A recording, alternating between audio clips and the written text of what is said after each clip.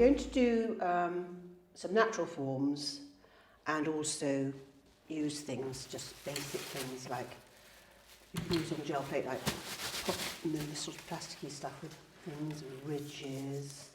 But there are so many things. You can use bottle tops. Oh, actually, that's a nice one there. Jars. I'll show you. I'm going to start then rolling out some burnt umber, I think, and yellow ochre, and things like that. And see how we go. Well, first of all, I'll show you literally, very quickly, how you can paint a little bit more specifically on the gel plate. So, before we put all the printing, the textures on, I'm going to put quite a lot of white paint on here. Well, I thought I was. Yes. Okay, white paint. When I say quite a lot, you never really want much. And you could always take it off as well if you think it's getting too... I'm going to use things like, what's that one? Burnt sienna, is it? Or raw umber. That, and we'll use some yellow ochre, maybe a little bit. Let's try that first, see how that goes.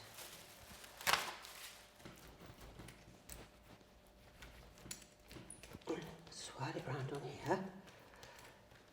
Now it's the same thing. You can mix the paint on here as if you were mixing it on a palette. And you can get all sorts of different effects. So I'm going to show a few that aren't flat and we'll get the sort of contrasting thing. I quite like that. And I might put a bit of blue in at the top there, bit. Maybe at the bottom, bit there.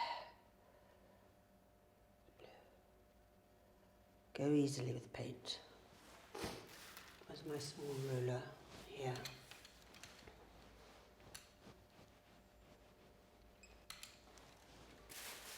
It's a bit heavy. I think you've got too much paint on, you just go like that. Take a bit off. You've just got a little bit, well that's quite nice. This is literally painting on the gel plate I'm doing at the moment.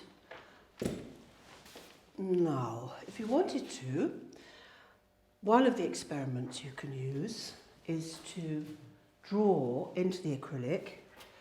Do not use anything sharp because if it pierces it, it creates things that you can't actually mend. So I'm just going to do some random, make some marks on here.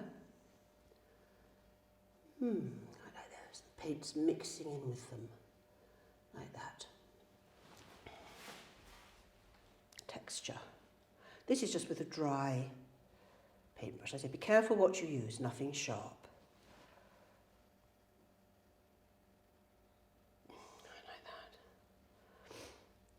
So here you're sort of turning it really into a painting, that mixing on there and then using that blue to go in, which is actually working quite well. Right, so I'm going to try some of this thicker paper, I think. What have I got here? It's probably a bit too thick. Try this one.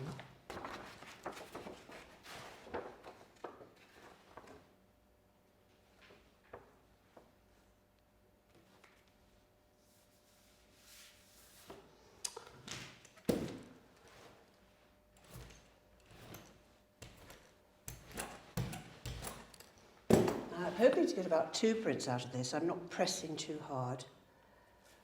And I'm just having a look at what comes up there. But you can see that your textural strokes will come out on there. I'm going to put more on this now. Possibly then print over the top, we'll see. What should we put on maybe some deep green, a little bit.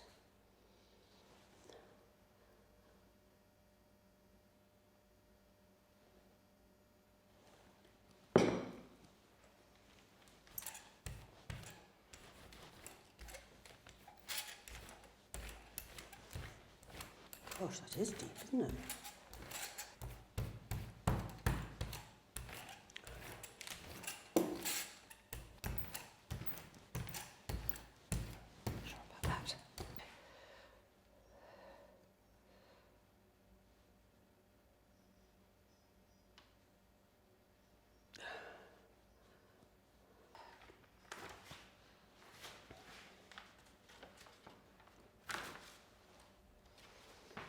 Well, just for fun, we'll put that over the top. I'm doing this gently because I don't quite know how... Oh, it's coming out quite nicely actually. Sort of faded green colours come out on top. And we'll put now some... I think I'll put some darker. Right, now what I'm going to do now is to try with some... just these grasses. Put those on. Maybe one more. Totally experimental this, but be interesting, see how it works out. You can use string, you can use pasta actually, use anything you like.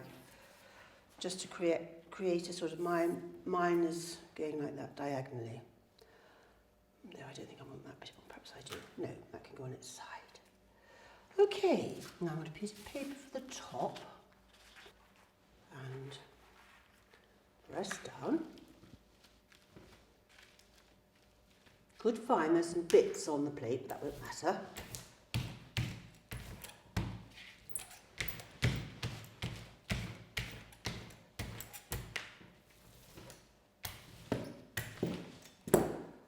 Lift that up. And there, you've got the, obviously the positive negative there, which is interesting. And you can draw into that. Put that down there. And I'm more interested to see what happens when you take these off. Okay, so I'm going to take a ghost print. Gently down.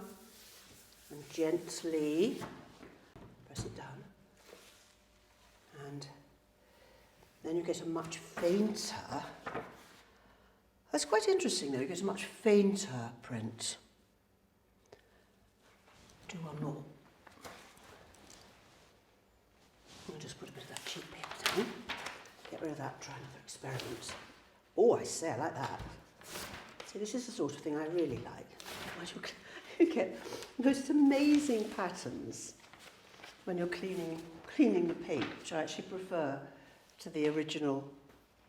So that's with the earthy colours, and I'm now going to try one with, I haven't tried this before, but I'm going to try it with shells. But you have to be careful because some shells can be sharp, so we don't want that. Okay, so I'm going to try some sort of vaguely sea colours and shells. Try this. That, white. This is not a clean process. It's not like fine print making. This is specifically gel printing. Okay, let's go for it. If there's any spiky bit, I'm going to try and put it on the edge. There. And I'm not going to press too hard because I don't want to pierce my plate. So it's got to be quite a gentle process, this. It's going to be very interesting if I can get these to make an impression. I'm not worried about those sharp bits. Well, we'll just try that. We could put a bit, make it more interesting. We will do this around the edges and maybe a bit of that there. And there. There.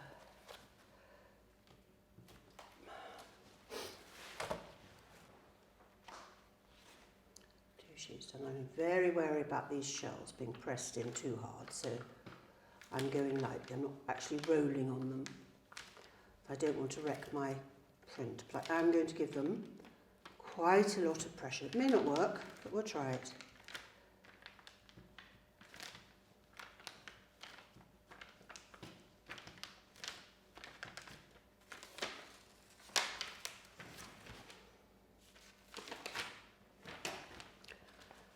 Now, take those off.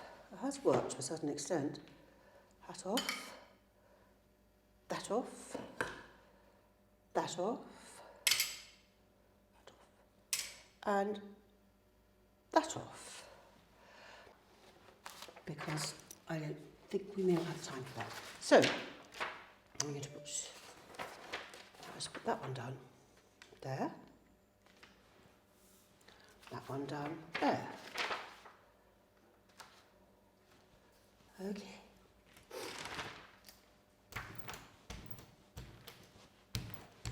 I'm rather pleased with that blue underneath. You do have to sort of spend quite a lot of time mixing, particularly with, well, no, actually you do with oil, if you want interesting colours. Don't just think, oh yeah, blue, green. If you want it to be sort of, have like a slightly pop art look, yeah, you can have just bright colours. But if you want something a bit more, I don't know, whimsical or a little bit more mysterious or a little bit more earthy, then you have to do serious mixing, or it won't look particularly interesting. Okay, now let's try that. Wow. Yep, that works. And that one.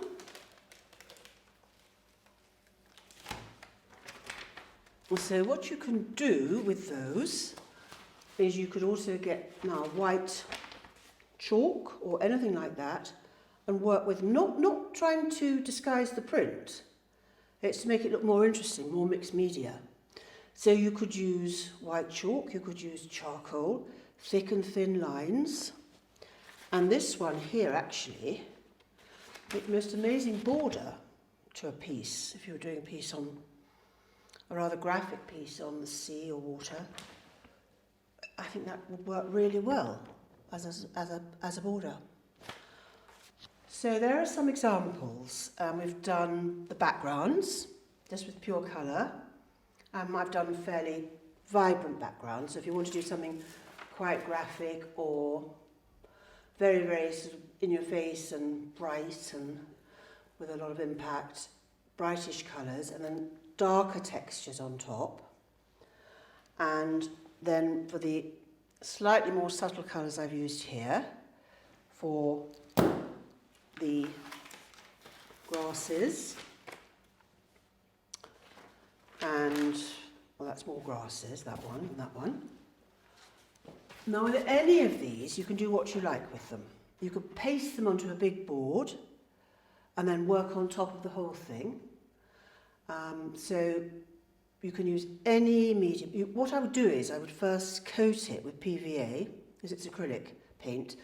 That means you can then use actually anything on top of it. You could use oil paint, you can use charcoal, ink, pastel, whatever you like. But coat it first with PVA, or a medium, gel medium. But PVA is fine. Okay, there's that. And then we went over the various sort of textures and stamps you can get. And they are, those particular ones, there are about hundreds online or in the art shop. Those are from Carabelle Printing. I think they're quite good. They're they're not amazing, but they're slightly unusual. Most of these ones you get are quite boring. You can make your own, of course. Make your own stencils, and you can stamp with anything, like I've stamped with shells. But I prefer their abstract patterned ones because they can really, I don't know, I just think they're great, particularly that one, the buildings, which it wasn't meant to be at all, but it looks like it there. And then I used, obviously, the grasses, and we got this effect with the shells. I'm very pleased with that, particularly that top section, make rather nice wallpaper. I mean, you can do this all over a wall. In my studio, I often use vast sort of pieces, and I put the gel plate, I ink the gel plate up, put the texture onto it, and then put the plate onto the paper board or even canvas. And it's brilliant. The thing about gel printing is it is not a sort of perfection thing. It's not about that. It is messy, it is experimental, but it can be very exciting. And it's easily affordable. Acrylics, brayers, that's about it really. Also, I quite like when one can print onto different surfaces, that's good. I like old music and newspaper. Quite nice, this old Financial Times is over, is pink. Not really pink, but it's got a colour. So anything like that can add to the intrigue. And then you make your own composition and do what you want with them. The only thing what I would say is that, I think I've talked about it before in another video, if you're going to do, for instance, a face or a figure, which is a reverse image transfer, which you can do with gel plate, that's another whole thing. You have to make sure that possibly where the face is, or something very important, you don't want a very busy area. So you can either just use them as they are and do lots of them and put them into a collage, or you can use them as a background and you can reverse print any image from certain magazines, not all, and they've got to be black and white and very contrasting, but you can do it with your own photographs. You have them printed, what is it now? Not ink, laserjet printing on copy paper, and then you reverse image your own work onto here, which is what I do a lot of. If you look at someone like Ravensburg, that's when it really, really took off, reverse image transfer. Have a look at those. And he uses certain faces or political things or poetic things. Reverse image is printed on to his canvases.